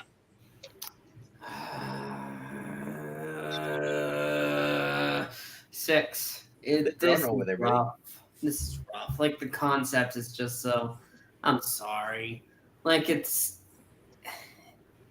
is something I would rather. I would rather it be something a little more theatrical, even more than the Spotlight can be. Get Joseph. Yeah, his Technicolor dream coat. All right. Yeah. Yeah, this cover is on the wrong book is the issue here. Because this would make perfect sense if it were a Silver Age DC book. I could see like Crazy Quilt having this kind of scheme in a Batman story or whatever. But this is supposed to be, at least ostensibly, a horror and mystery book. And horror and mystery, this is not. It's a good like Gonzo Silver Age type cover, but it should be on a Gonzo Silver Age type book. I'm giving this a 4 just because it's in the wrong place. Like, take this concept somewhere where it belongs, which is not here. Okay, Amy. Yeah, I don't get it. I mean, I'm kind of curious what, like the secondary colors would be emotionally speaking. Like if you were to cross some of the lights over, what other kind of feelings there would be. But I'm not sure if that necessarily qualifies as a mystery. Like I don't know how you would frame this to make it seem more mysterious, which I guess is not the right thing. Like you're not supposed to look at the cover and go, hey, if I were trying to make a story where this would make sense for this book, how would I write it and what would I do? But it's, yeah, no. Yeah, no. I think I'll give it a 7. It's still good. All right. Okay, and Eric gave it a 10. So I'm looking at this and I'm thinking, first, I like the aesthetics of the cover. So at least I could say it's a good cover, but it just doesn't do anything. Like, what? Does somebody have to walk across your stage for your superpower to happen here? It just seems a little bit off to me. Once again, though, I think it aesthetically is a good cover, so I'm going to give it a 7. And let me move up to the chat. And Glenzer says 8, a ZACK book. The old dude isn't saying he can now control men of color. Glenzer says 8. Brian says 8. And One Slick says 8. While the art is decent, the concept is okay. Exactly, yeah. So we got 3 8s. 1, 2, 3. And I don't know, a 6, says Eric and Boyd. And then we have Maranya. House of Mystery 21. Finally, a dark cover and bright colors actually make sense for the design. Mysterious concept sells the book like a good cover should. Score an unqualified 10. And let's see, he could actually be summoning Captain Planet. Eric said Joseph minus the dream coat. Give it a 10. And Jackson says 6. Britton says 7. Does it only work when he shines? Thank you. Yes, that's exactly what I said. Again, this is a crazy quilt scheme that for some reason is in House of Mystery for no reason. He says, let's see, Ethereal says he uses red to start a race war, and Ethereal Dragon gives it a 7. So we've got a 6 and 2 7s. All right. What makes the red man red? What makes the red? They took that out. Did you see that, Pix?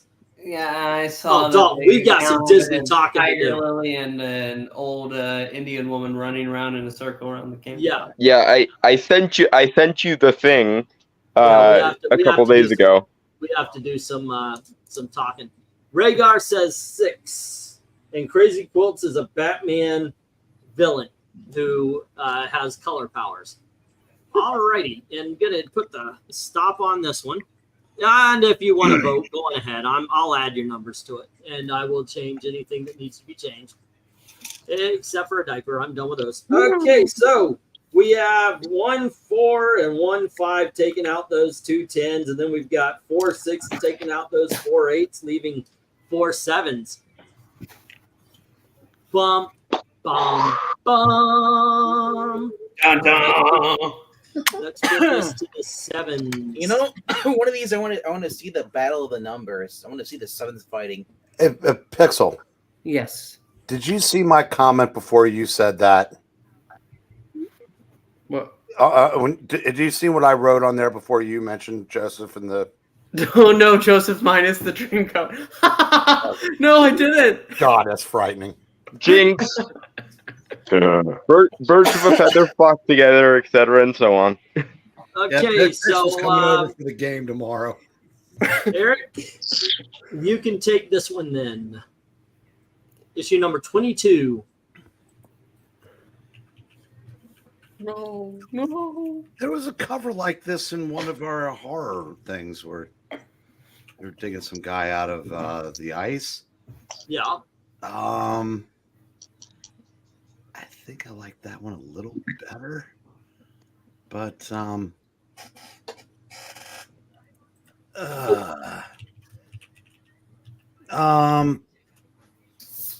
going to give it an 8 because the pink skies kind of throw me off. It's hard to find terror with a pink sky. Right. Don't you know too much pink energy is dangerous? That was for the Power Ranger stands out there. All righty, RDV, what says you? Wow. So now we know what happened to Cliff Cornwall. He got frozen in a block of ice. Don't say that in front of Amy. I was thinking the same thing. Don't say that in front of Amy. You'll upset her. What? Nothing. That was Cliff You're lucky she Cornwall. didn't hear you. Nothing, Amy. No, Your nothing. dreams are coming true. I like the pink No, sky. you can't be alive. I saw you frozen to death with my own eyes. Cliff, I love you. Oh, sorry. He's got a tiny plane around in that beautiful pink sky. The ghosts of the Devil Mountain, an isle of the ageless phantoms return. The second life at General Mortis. No, just kidding. This is cool, except for the pink sky. I say it's kind of weird. It's like crisis is coming. I'm gonna go with 9. All right. We got a 9 from RDV. MK, what says you? I'll go. I guess I'll go for this one. I'll say 7. I like how the guy's frozen. I don't know if you guys noticed. It looks like there's some sort of like green slime on his right leg. Maybe he peed himself before it got frozen. I don't know. I'm not sure what that is, but yeah. That might be the glass breaking. Remember, he's got a pick in his hand, so maybe he broke through. Yeah, possibly. Yeah, it just kind of looks like green slime, but whatever. I don't know. But yeah, the pig sky. Yeah, I'll go 7. I guess. Yeah, 7. All righty, yeah. Pixel. So the pink sky is a little odd, but it's not completely throwing me off. It's blending into the scene. I'm liking that. I think that I'm going to rate this one a 7. All right. I think it's good. I like him coming out of the ice. No, you're frozen to death. It's great. Yeah, it is a little odd to the pink sky where the guy frozen a block of ice, you're reaching out. Really? Who cares about the pink sky? Everything else is odd. And let's see, Dalton. Yeah. I am going to stand against the grain a little bit with y'all on the pink sky. I freaking love the pink sky. I think it's awesome. I like the way the black and white of the snow and the frozen stuff contrast with the pink and the like light blue and yellow of the title with the pink sky. It gives me like prog rock vibes almost, and I'm digging it. I give this a 10. Okay. I remember that show, Fraggle Rock, right? Yeah. No. And for another day. Let music play. All right, Amy. Rock. Rock. Well, I really like the pink sky. That's really pretty. It is neat that like where his legs breaking through the ice, that it's a deeper green color, and that the outfit underneath it looks more frosted, so like the light kind of diffused the color. Oh, that's interesting. But it looks like they didn't do the same attention to the colors for like his hands and his face, which is kind of curiosity, but I suppose kind of a minor thing. I think I'd probably give this an 8. All righty. And let me remind everybody that the poll is up, so if you haven't voted, please do. We've got 14 votes. I know we've got more than that. We can we could get people to vote for that. So even if you're just listening in, feel free to vote for what we're going to do next. All righty. And next up, Eric. Or did you start us on this one? I started. You started. So let's see. 3, 4, 5, 6. Okay. Oh, maybe if I mark down her vote, that's where the sick one is. I'm looking at it. I'm thinking, it's, in all honesty, it's kind of a meh cover for me. I do like the fact that his hand's coming through the ice and he's yelling, "No, you can't be alive," even though he's frozen. This is a 6 for me. Let me get to the chat. And we've got Glenn just saying 8 and 5 saying 5. Same guy from the Demon Crow, but the pink sky is a total fail. So we got an 8 and a 5. Oh, okay, so apparently I am the only person on this earth who likes the pink sky, I guess. Yes, at least here. Have a South Park episode where they do a House of Mystery episode. That would be kind of cool. Eric and Boyd says 6. Again with the Pepto color. I realized during the time period it was popular. And then Jackson says 5. So we got a 5, 6, and 8. All righty. And let's see. Maranya saying House of Mystery number 22. Aurora Borealis background is the only reason for the pink sky. Well drawn and mysterious cover. Cliff Cornwall on ice. Scored an icy 10. Next up, we have Rhaegar saying 4. Oh, good dog is. Oh, the joke is. And we have Fourth Material Dragon and Brenton saying 7. Alrighty. Okay, we're moving on. I think the panel is doing puff, puff, pass. That's what we do. Yeah. Glenzer, there you I'm go. pretty sure Glenzer is right. If they're in Antarctica, the pink sky The pink sky isn't abnormal. How would we know? No one's been there. It's open staged. Well, we got 2 4s. We got 2 4s, and that takes RDB is courting the flat earthers. Oh dear. Okay, so we got 2 4s, and that takes down the 110 and 19, and then we've got 210. Mine and Maranya's. 110 and 1. Oh, there's 2 10s. Okay. Okay, so the 2 4s takes out the 2 10s, the 2 5s takes out the 1 9, and 1 of the 5 8s, and then we've got 2 6 taking those 8s down to 1 left, and then we've got 3 7s, and that's where this ends up. All righty. And by the way, I do realize that I kind of made a mistake tonight by grabbing onto House of Mystery at the beginning. When we did the House of Mystery last time, we did the Bronze Age. Somebody brought it up in the chat that it was cooler in the 70s. And I was like, oh, shit, yeah, if we went back, we would have to do those. So I put House of Mystery into Season 5, and we'll return to the Bronze Age House of Mystery, the more darker, evil stuff. Or we'll put it up for October. Yeah. I'll make a return to it for you guys. I kind of messed up on this one. I'm going to put this one on me. All righty, and this is MK. Start us off, man. This is issue number 23. Oh, okay. Who's this guy? Stanley looking at the thing? No, I don't know.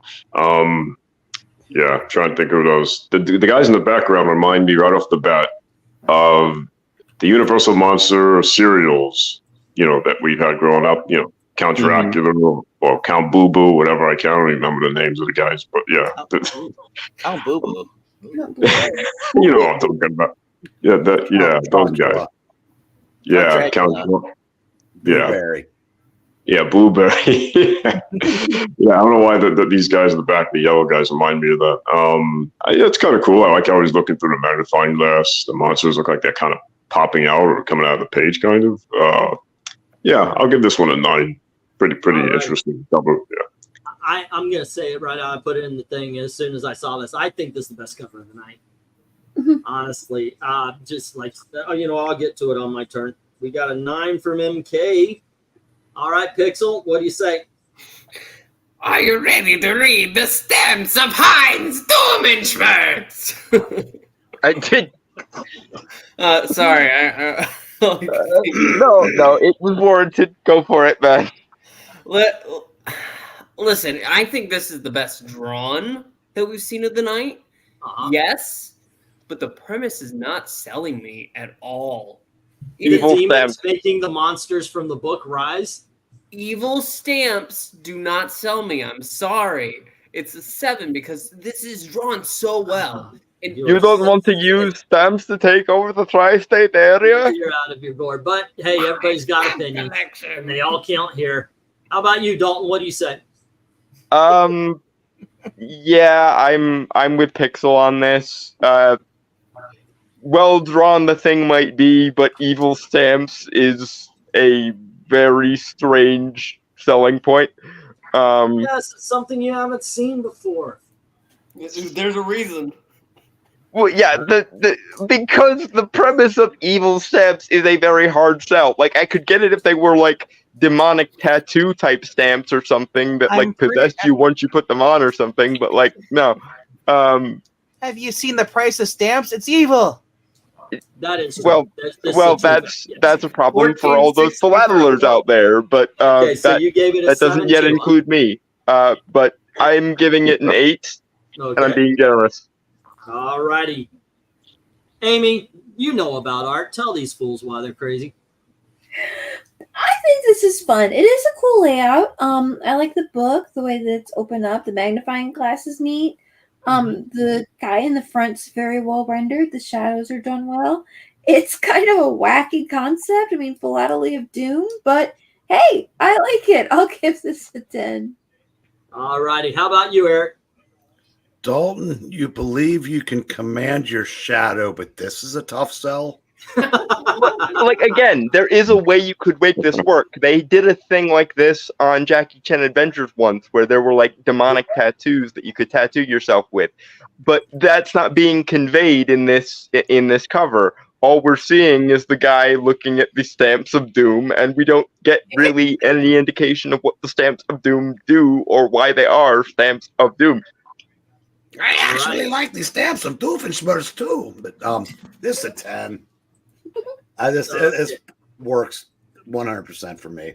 Even the Alrighty, and then we have RDV. What are you looking at here? What do you see? I'm seeing that the guy in the background it's Vincent Price with his hands like, oh, I'm gonna get you. Vincent Price never went that bald. No, I like it. Yeah, it's just like these creatures coming out of this book here, and this guy obviously is a stamp collector, and he got a cursed stamp collection that he got at an old gypsy store somewhere, or old Chinese man. Who cares? Whatever. Is the occult economy so bad that we now we've lowered ourselves to the point of having to enchant stamps? So should I be picketing for some kind of occultist union? Don't worry, it's getting fixed on day one. All right.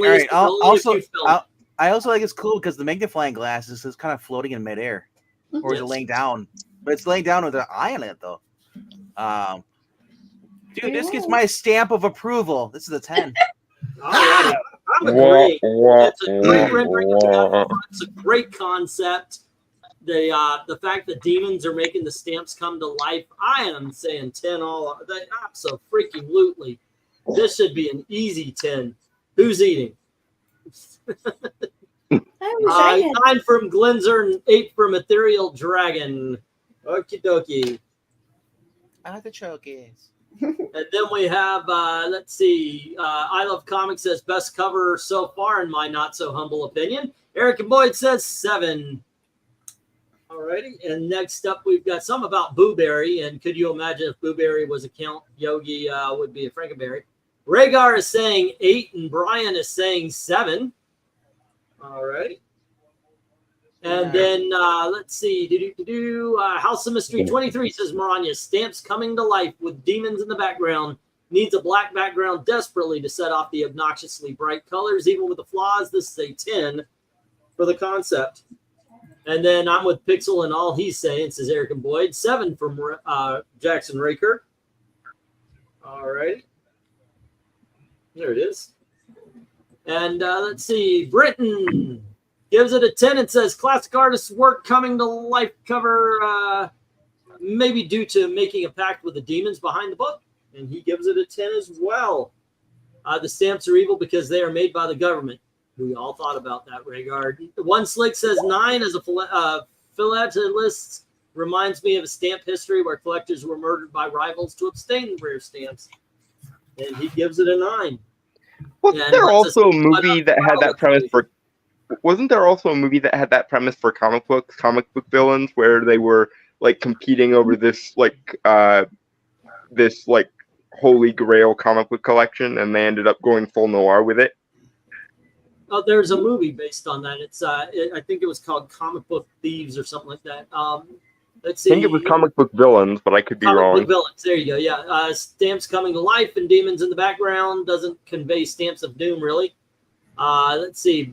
Brenton Caldwell is saying 10, which I got your score there. Let's see. You skipped Shirls. Wait, Shirls is here.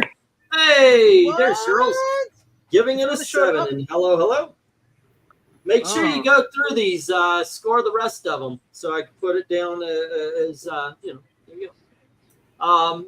Alrighty, and I didn't look close enough to notice they were stamps. All right. I had no idea that she was here. Yep. Well, hello to Shirls. If you got a magnifying glass, you could look close enough to see their stamps. Surely you wouldn't skip Shirley. Right? I wouldn't, but don't call me Shirley. All right. Well, that'd be crazy if it was. Let's see what we got here. This should have been a 10 easy. We've got 5 7s knocking out 5 of those 6 10s, and then we've got 3 8s, taking out that last 10 and 2 of the 3 9s, but 1 9 still survives. So we have our third 9 of the night, still looking for that last 10. Professor Pixel, you get the last comic of the night. Whoa! Woo! So does this score well? Let's see. The one at our feet. 7. Oh, no. Seriously? I'm sorry. Look, like there's something here. I like the concept. The concept is really nice. I think that the picture itself is actually not that great, though. I wish it were better, like something more interesting to it.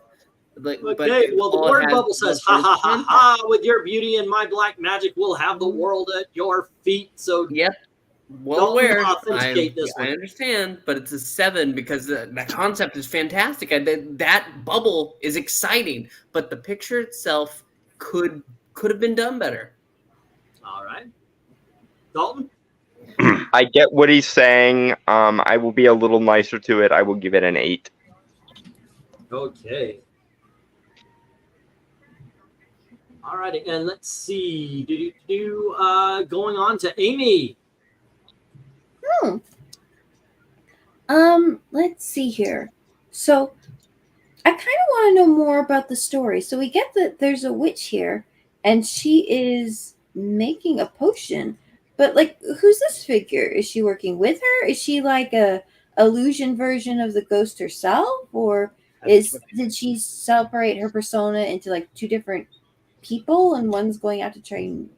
I assume she's a client or something, judging by the text bubble. Yeah. Magic where at our feet. But it's got the elements are well rendered, and that's probably the prettiest character we've seen on the cover so far. And it's a decent witch. So that's cool. I will give this a 10. It is a cool mystery, glamorous story here that's different than what we've seen so far. Okay, and once again, ladies and gentlemen, if you haven't voted yet, go on over to the poll and tell us what we should do next. I think on Sunday we're actually doing the Avengers West Coast, so join us for that. Eric, what do you say about this one? First, let me say, Pixel, I've been impressed by how much wrong you've packed into one show. I know, right? It's kind of what happens. He first is wrong. You know what I think it is? He's hanging out with Zach. I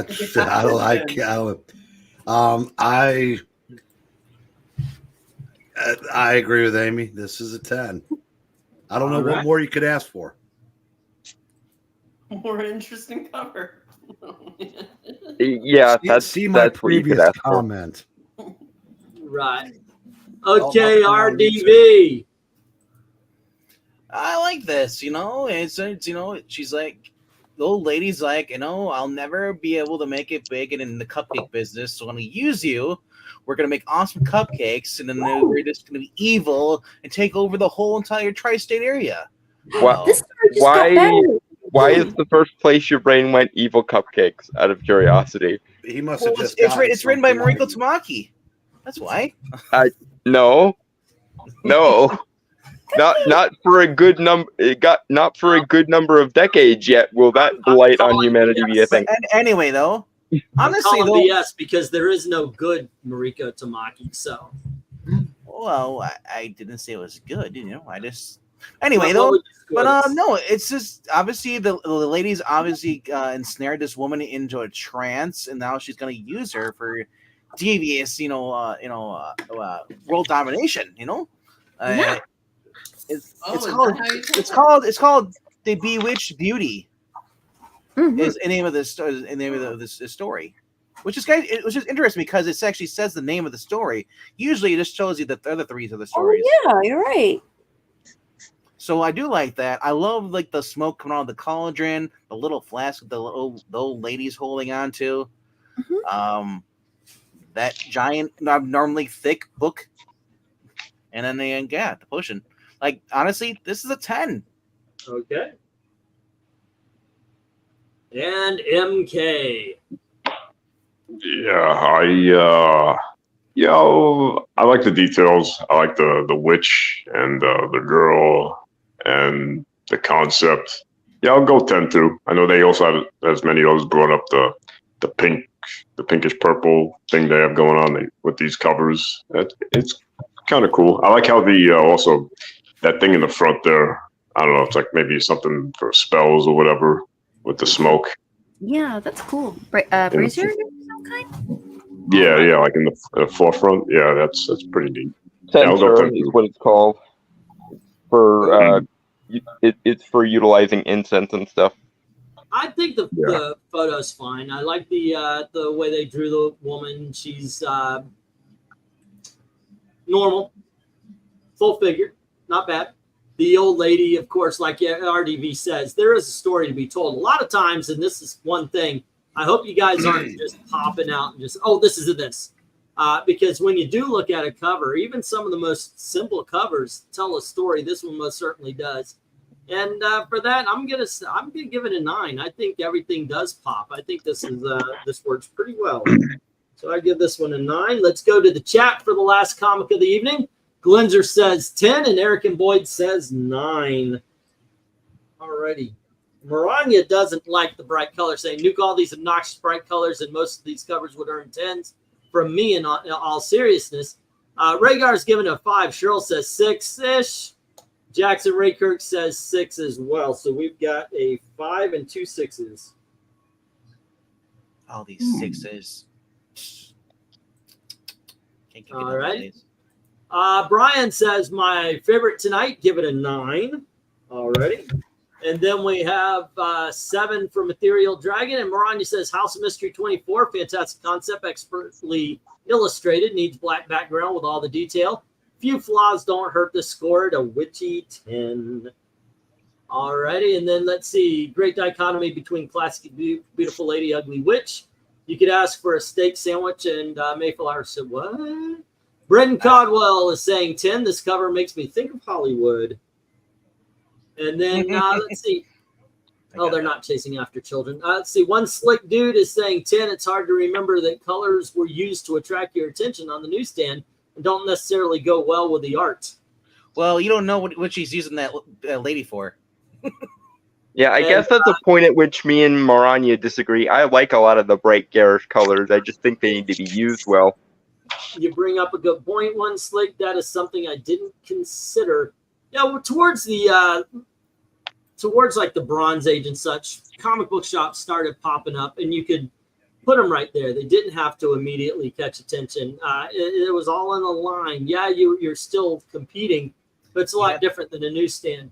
Okay, so there we go, gang. Once again, if you have a last-minute vote, please put it on in, and don't forget to go vote in the poll for what we're doing next. Otherwise, I'm putting up a stop, and here is what we have for the last issue of the night, issue number 24.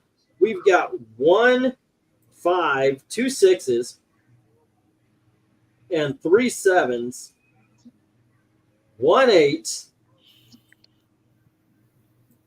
1 2 3 4 5 6 7, and then 1 9 or 3 9s, all to work on destroying those 8 10s, but 2 9s stand. Ladies and gentlemen, unfortunately tonight we did not make it to the 10s, but we do have another 9 for the pile here.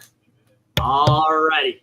And once again, guys, if you haven't voted for what's next, please do. That being said, let's figure out where we stand. Obviously, this issue right here, I forget what number it was, but the one with the guy in the swamp, and it got a 6, so that ends up in the as our number 12. I do believe Amy, right? You are first up, so The best of the 7s? The best of the 7 and the worst of the 7s.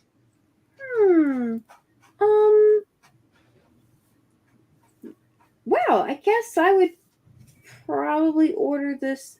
I think probably my least favorite of them would be the rainbow ones in the middle. Okay. Of these two? The pink sky is really nice, but the bird is funny. So I'm not sure. Maybe I'll go. Yeah, I guess you can leave it like this. All righty, Dalton. Actually, you should have been first. But what do you say? Worst and best of the 7s? Of the 7s, the Pink Sky one is my favorite. It's, I think, the only 10 I gave tonight. I think it resembles like a Pink Floyd cover, and I really, really like it. All right. And Eric. Joseph there is my favorite. All right. And I think the Pink Sky is my least because I think I went 10, 9, 8 on those 3. So. All righty. And let's see, it is RDV after, right? Yep. Leave it like it is. Leave it like it is. Leave it like it is. Okay. Let's see, MK. My favorite of these 3 was the Rock Band Guitar Hero one, and my least favorite, the one that's in last currently. So I would just switch, 1 and 2, really. Yeah. All righty. So far, you got these are tied for best, but the Pink Sky the Rock Band has a negative as well. Professor, how do you score these? My favorite one there is actually the one in last place, the man who could change people, and my least favorite is Joseph without the Technicolor. Alrighty, that is keeping it here, but I would pick this one, and the mirrors is the weakest. Going on to this one, favorite is the movie theater. Worst favorite is the funky. It is exactly where I need it to be. Dalton. Of the 8, let's see. Yeah, I think you could probably leave it as is for me. Okay, so that moves to Amy. Best and worst of the 8s, or in your case, favorite and least favorite. Okay, so we're at the 8s now. I think my favorite is the one with the little theater with the posters and stuff. Okay. 3 votes for that so far. Yep. Least favorite? Yeah, actually I think this is pretty good. Just how it is. How it is. All righty. Eric. My vote's gotta be for that guy stabbing his shadow.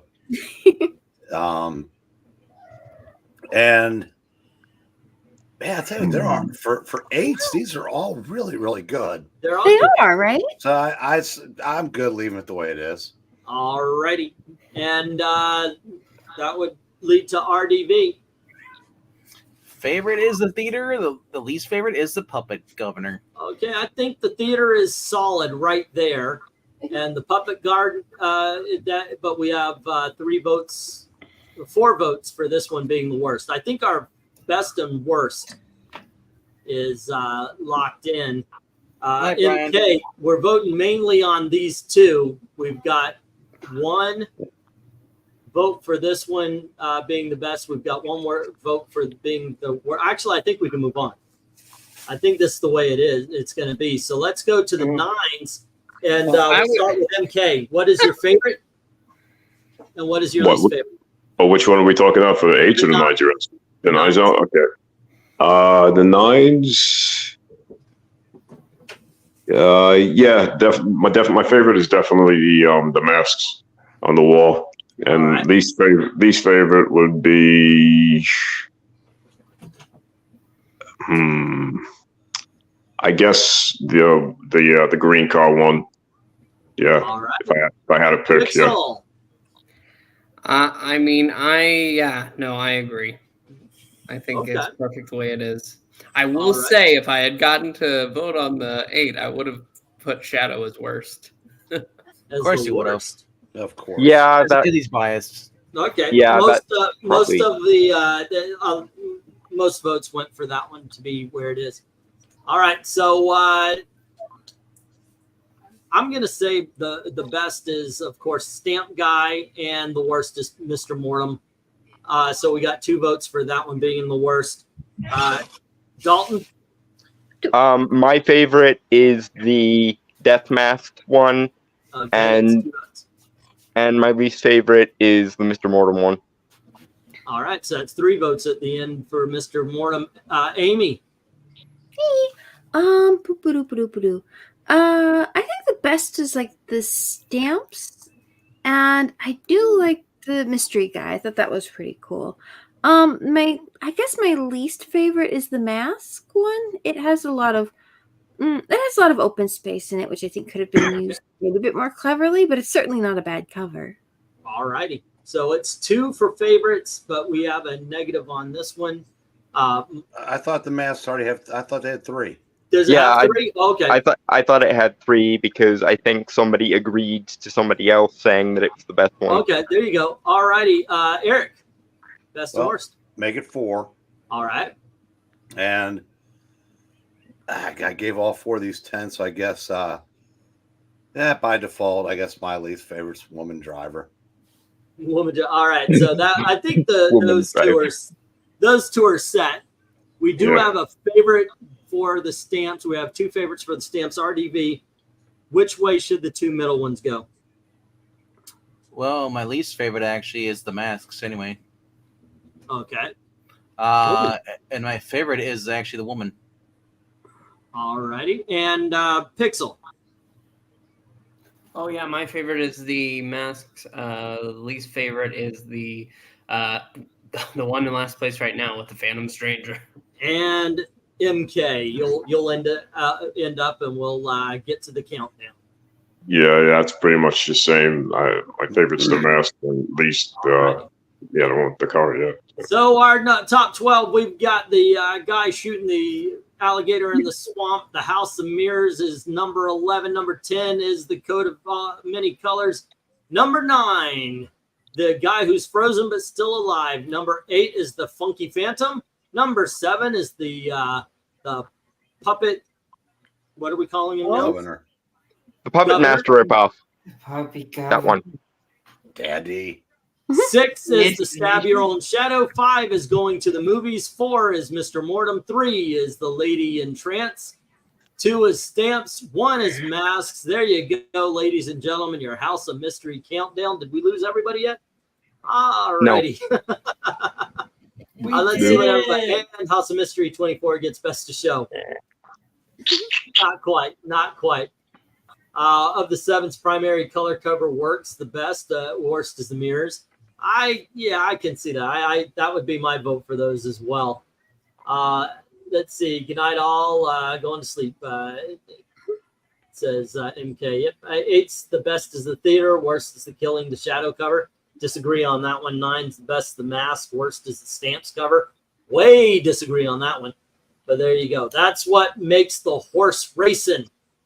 Okay, kids, let's check out this poll, see where everybody stands here. Not a big show tonight compared to the ones that we've had, so we only had 16 votes, but I do thank you very much for your participation. 0% to BPRD. Sorry about that there. Philistines, all of you. Teenage Mutant Ninja Turtles got 12%. The Golden Age Green Lantern got 31%, but the Silver Age Spectre hit with 56%. So I guess the Spectre one, sweet. Yeah. Oh yeah. I am okay with this result. The Spectre is awesome. We were talking about it'd be fun to keep track of whose suggestion wins most. Eric's pretty much given up. He thinks nobody's going to vote for it. Yeah. But I think you got 1 or 2, Eric. But there you go. I'm gonna add the Spectre to it. I'm also gonna do the math to make sure that I've got October going, and I promise you, we're gonna fill this up with horror comics anyway. Sweet. I love cheesecake. And that's gonna be, and that will be for the month of October.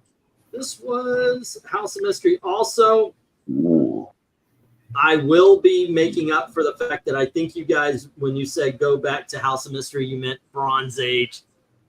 I flubbed it. But I hope you guys had fun looking at these covers anyway. And what it may, I was wondering, why haven't I seen 1 through 12? Because we didn't do them. We did. Okay, so now we basically have to go back and do 1 through 12 at some point. Some point in time, we might actually do that because we never did 1 through 12 on this one. I just thought we did, and I was putting them in going, why don't I remember any of these when I was looking at 1 through 12 because we never did them. So because to quote MST3K, space is warped and time is bendable. Yeah. So I will. I'm going to throw in the Bronze Age House of Mystery at some point. And here we go. Once again, Wednesday is going to be West Coast Avengers. So please join us for that. But don't forget, tomorrow at 8 p.m. Eastern, we're doing the auction. I was putting everything together. I've got all the new big dogs and everything upstairs, so I don't have them ready to do a showing. But I've got some really cool stuff for you. So please stop by. What are some of the big ones that I do have? I know I've got some Superboy. I've got some... Let's start. Oh, hold on. I can check. I can actually check my receipt and at least tell you what the new books are, which I know. Ooh, yeah, that sounds good. Let's do that. Bum, bum. Okay. And it's taking forever. Of course. Not like we're doing a live show or anything here, guys. Okay, so we have Flash Gordon from 1966. We have Flash Gordon number 2 and Flash Gordon number 6. GI Combat 172 starring the Haunted Tank. Marvel 2-in-1 number 12 where he teams up with Iron Man. Mr. Miracle number 2. First appearance of Granny Goodness. Night of the Living Deadpool number 1. Superboy 121, 127, and 142. And Jonah Hex starring in Weird Tales number 38. So those are some of the big dogs and everything. Hope you can find something cool. There's going to be a lot of other books as well. So please join us at 8 o'clock tomorrow. For today, a humble request, can we go to the original covers before we rerun covers that have already been done? Yeah, I don't care. If we do that, though, we'll never return to anything because there's enough covers in comicdom that we could literally do this forever and never repeat them. I think what she's saying is do 1 through 12 before we do the Bronze Age. I would say since we've done all these polls, let's finish the ones that we actually voted on and won the polls before we start going to reruns. Okay, this is how it's going to happen. Every month, I start the month off with a year. So it's, or decade, excuse me. We've done the 60s. We've done the 70s. Now we've done the 80s. And next month is going to be the 90s. After the 2000s, because I don't give a f about the 2010s, we will go the first 2 videos of every month or every season, as I've been putting it, is going to be a rerun. Not a rerun, but we're going to return. And yeah, that's what I figured we're going to do. We'll figure out something, put it up there. We'll just return to do some titles because at this point we're up to 55. So that's cool. But we do have a lot we haven't done.